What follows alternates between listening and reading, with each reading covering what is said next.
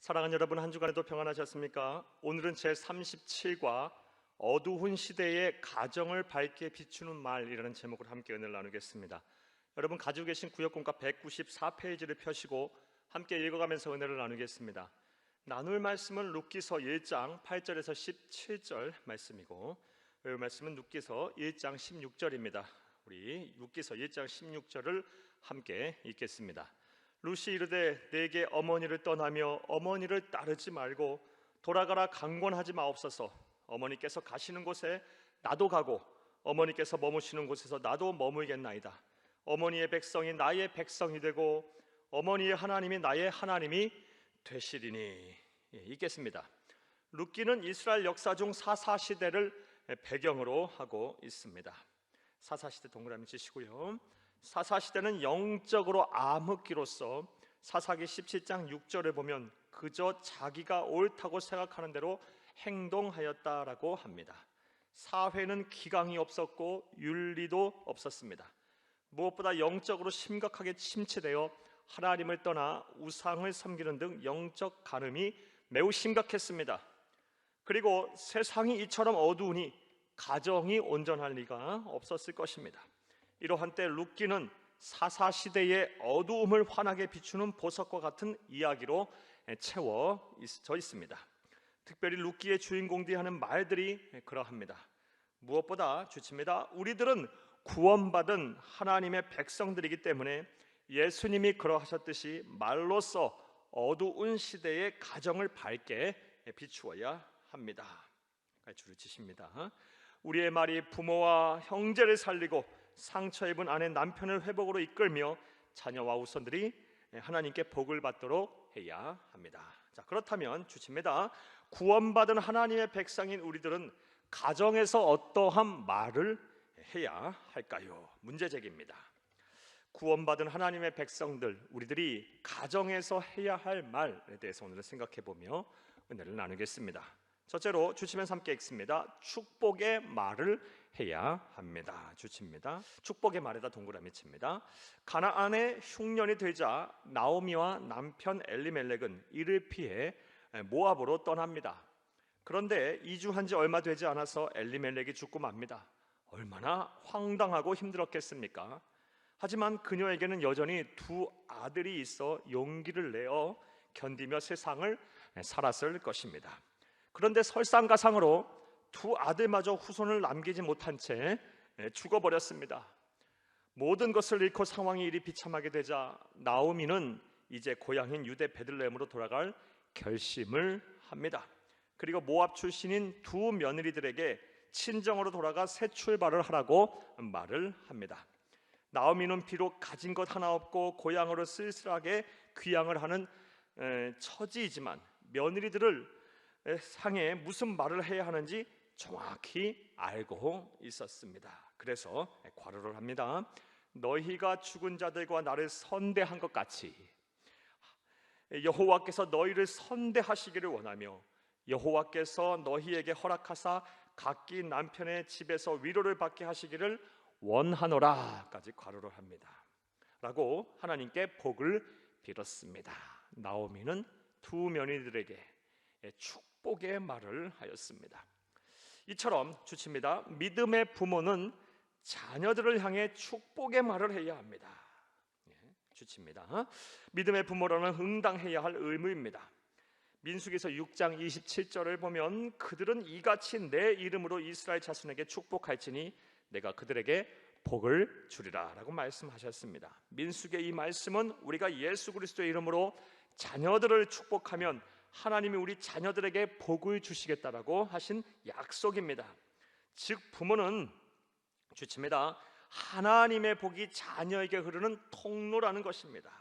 따라서 우리들은 자녀들을 위해 하나님께 복을 빌어야 합니다까지 줄을 칩니다. 사랑하는 여러분, 부모는 하나님의 복이 자녀에게 흐르게 하는 통로입니다.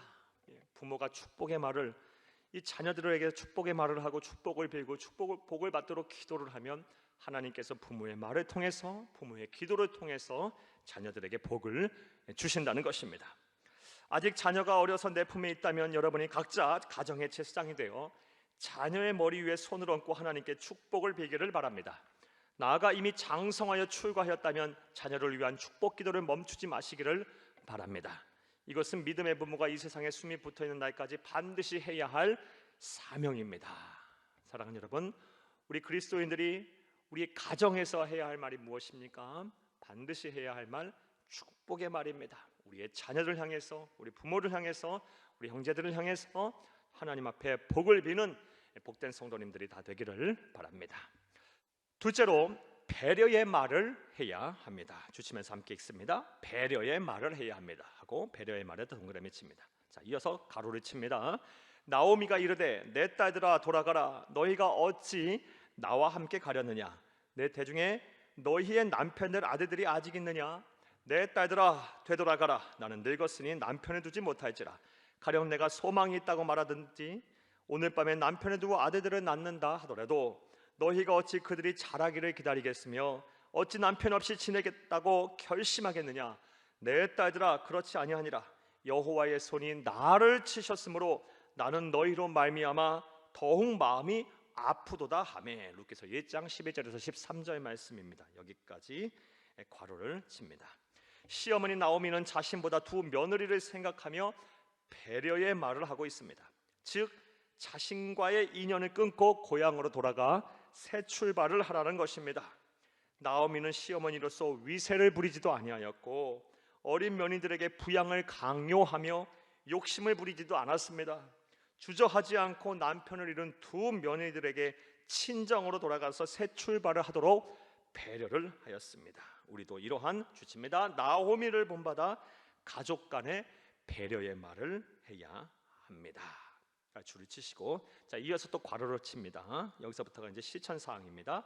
이를 위해 아무리 허물없는 가족 간에도 지켜야 할 선이 있다는 사실을 명심해야 합니다. 자녀들은 부모의 말에 귀를 기울여 드려야 하고 부모들이 노엽지 않게 말을 골라서 해야 합니다. 또한 부모들은 자녀들의 인격을 존중하며 함부로 상처를 주는 말을 해서는 안 됩니다. 형제들 간에는 비교하고 경쟁하는 일을 자제하며 상처를 주는 말을 하지 않도록 노력을 해야 합니다. 무엇보다 부부간에 지켜야 할 선을 지키며 배려의 말을 해야 합니다. 왜냐하면 부부는 가정을 구성하는 기본 단위이기 때문입니다. 그 사이에 해결할 수 없는 갈등이 생기면 가정이 무너지기 때문입니다. 따라서 상대방의 인격을 무시하거나 아픔을 주는 말을 해서는 절대로 안 됩니다. 까지 괄호를 칩니다. 우리가 무슨 말을 해야 하는지, 배려의 말을 어떻게 해야 하는지, 누구에게 해야 하는지, 어떠한 상황 속에서 해야 하는지에 대한 구체적인 실천 사항이었습니다. 사랑하는 여러분, 저와 여러분 하나님의 자녀된 우리들은 가정에서 이 배려의 말을 함으로 하나님께서 주시는 그런 복된 가정을 이루어 가시기를 바랍니다. 또 우리가 가정에서 어떠한 말을 해야 할까요? 주치면서 함께 읽겠습니다. 셋째, 헌신의 말을 해야 합니다. 그러니까 줄을 치시고 헌신의 말에 동그라미 칩니다. 지금 나오미의 인생은 참으로 비참합니다. 그런데 나오미를 더 힘들게 하는 것은 따로 있었습니다. 그것은 바로 하나님께도 버림을 받았다는 생각이었습니다. 여호와의 손이 나를 치셨으므로 나는 너희로 말미암아 더욱 마음이 아프다는 말의 뜻은 너희들도 나처럼 비참하게 된 것은 모두 내가 잘못했기 때문이다. 하나님이 나를 치셔서 너희들까지 비참하게 되었으니 내 마음이 아프다. 이제 나를 잊고 돌아가라 라는 것입니다. 이 말을 하고 있는 나오미의 마음이 사랑하는 여러분 읽혀지십니까? 살아도 사는 것이 아닐 것입니다. 시어머니 나오미의 이런 가슴을 찢는 자책과 탄식의 말을 듣고 맏며느리 오르바는 친정으로 돌아갔지만 룻은 이렇게 말합니다. 자, 이제부터 괄호를 칩니다. 룻의 헌신의 말입니다. 부모인 나오미를 향한 헌신의 말 보겠습니다. 룻이 이르되 내게 어머니를 떠나며 어머니를 따르지 말고 돌아가라 강권하지 마옵소서. 어머니께서 가시는 곳에 나도 가고 어머니께서 머무시는 곳에서 나도 머물겠나이다. 어머니의 백성이 나의 백성이 되고 어머니의 하나님이 나의 하나님이 되시리니 어머니께서 죽으시는 곳에서 나도 죽어 거기 묻힐 것이라. 만일 내가 죽는 일 외에 어머니를 떠나면 여호와께서 내게 벌을 내리시고 더 내리시기를 원하나이다 하는지라. 룻기서 1장 16절에서 17절까지 말씀입니다. 여기까지 괄호를 칩니다. 룻이 나오미를 향해 헌신의 말을 하고 있습니다. 이 말을 들은 나오미가 얼마나 위로를 얻었겠습니까? 남편도 아들들도 하나님도 나를 버리고 이제 내 인생에서 아무런 희망이 없다고 좌절하던 나오미는 이 말을 들으며 위로를 얻었을 것입니다. 위로 동그라미 칩니다. 우리에게도 이런 헌신의 말이 필요합니다. 그래서 주칩니다. 어두운 시대의 가정을 밝게 비추어야 합니다. 이런 헌신과 위로의 말들이 넘쳐날 때 우리의 가정 안에 하나님의 나라가 임할 것입니다. 주칩니다. 사랑하는 여러분, 다음 주에는 추석 명절이 있습니다. 따라서 그 어느 때보다 주칩니다. 가정의 의미, 가정의 소중함, 하나님이 바라고 원하시는 가정이란 무엇인지에 대해 진지하게 고민이 있으셨으면 합니다. 주르칩니다. 그런 후에 오늘보다 내일이 기대되는 소망의 가정, 오직 하나님만을 섬기고 전하는 믿음의 가정, 하나님의 사랑으로 충만한 사랑의 가정을 이루시기를 바랍니다. 여러분, 소망의 가정, 믿음의 가정, 사랑의 가정에다 동그라미 치십니다. 자, 이를 위해 오늘 내용에 대한 정리입니다. 가로합니다. 그 무엇보다 말을 가려서 조심하셔야 합니다. 축복의 말, 배려의 말, 헌신의 말을 풍성하게 해야 합니다. 까지 가로를 치고 오늘 내용에 대한 요약 정리였습니다. 부디 여러분의 가정이 어려운 시대를 등불처럼 밝히는 가정이 되기를 간절히 바랍니다. 할렐루야. 말씀과의 만남을 보겠습니다. 1번, 구원받은 하나님의 백성이 가정에서 해야 할 말들은 무엇인가요? 루키서 말씀을 통해서, 오늘 본문 말씀을 통해서 축복의 말을 해야 한다라고 했고, 배려의 말을 해야 한다, 나아가 헌신의 말을 해야 한다라고 말씀을 드렸습니다. 자, 2번과 3번은 문제가 유사합니다. 그래서 2번과 3번 한에 대한 질문은 한 가지 답을 하는 것으로 내용을 마치겠습니다. 2번, 어두운 시대의 가정을 밝게 비추기 위한 우리의 자세는 어떠해야 할까요? 사랑하는 여러분, 우리가 오늘 본문 말씀에 배운 것처럼 말을 조심해야 합니다. 말을 가려서 해야 합니다. 하나님의 백성답게, 예수님의 제자답게 말을 가려서 해야 합니다. 또 나아가서 우리 서로의 인격을 존중해야 합니다. 서로의 인격을 존중해야 돼요. 자녀는 부모의 인격을 존중해야 되고, 부모는 자녀의 인격을 존중해야 하고, 또 남편은 아내의 인격을 존중해야 하고, 아내는 남편의 인격을 존중해야 합니다. 서로 상대방의 인격을 존중하시기를 바랍니다.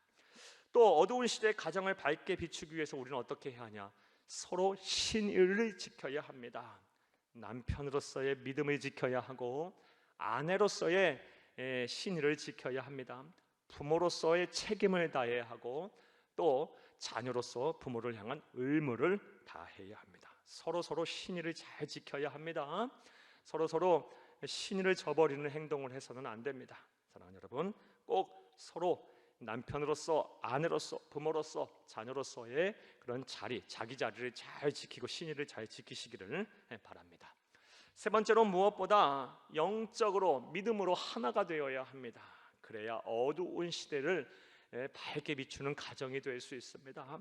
사랑하는 여러분, 믿지 않는 남편, 아내, 부모, 형제, 자녀, 후손들이 다 죽게 돌아와 여러분의 가정이 믿음으로 하나가 되기를 바랍니다. 하나님께서 복을 주시는 그런 믿음의 가정이 되기를 바랍니다. 하나님을 섬기고 함께 예배하고 함께 기도하고 함께 사명 감당하는 그런 복된 가정이 되길 바랍니다. 그래야 대대손손 이 어두운 시대를 밝게 비추는 그런 신앙의 명문 가정이 다 되기를 간절히 주의 이름으로 축복합니다. 감사합니다.